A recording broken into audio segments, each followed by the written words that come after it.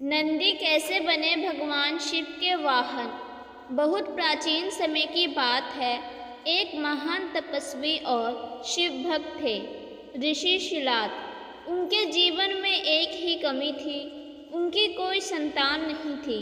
उन्होंने निश्चय किया कि वे ऐसा पुत्र प्राप्त करेंगे जो जन्म से ही दिव्य हो और सदा भगवान शिव का परम भक्त रहे।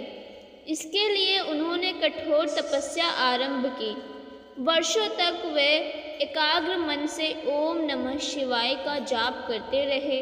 उनकी अटूट भक्ति और त्याग से प्रसन्न होकर भगवान शिव उनके सामने प्रकट हुए और वरदान दिया कि उन्हें एक अद्भुत और तेजस्वी पुत्र प्राप्त होगा।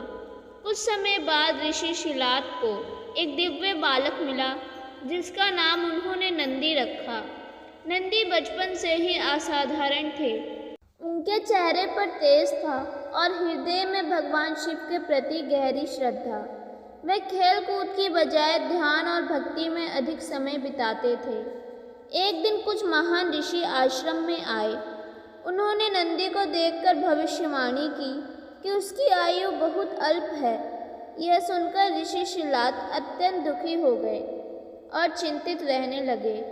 जब नंदी को इसका पता चला तो उन्होंने अपने पिता को ढांढस बनाया और कहा कि वे अपने आराध्य भगवान शिव की शरण में जाएंगे। नंदी ने वन में जाकर कठोर तपस्या शुरू की। उन्होंने भोजन और नींद का त्याग कर केवल शिव नाम का जप किया। उनकी तपस्या इतनी गहन थी कि देवताओं तक को आश्चर्य हुआ। अंततः भगवान शिव माता पार्वती के साथ प्रकट हुए और नंदी की अटूट भक्ति से अत्यंत प्रसन्न हुए। उन्होंने नंदी को अमरत्व का वरदान दिया। कहा कि आज से वह केवल उनका भक्त ही नहीं बल्कि उनके गणों का प्रमुख भी होगा। भगवान शिव ने नंदी को अपना वाहन स्वीकार किया, जिससे नंदी सदा उनके साथ रहने लगे। तभी से हर शिव मंदिर में शिवलिंग के सामने नंदी की मूर्ति स्थापित की जाती है।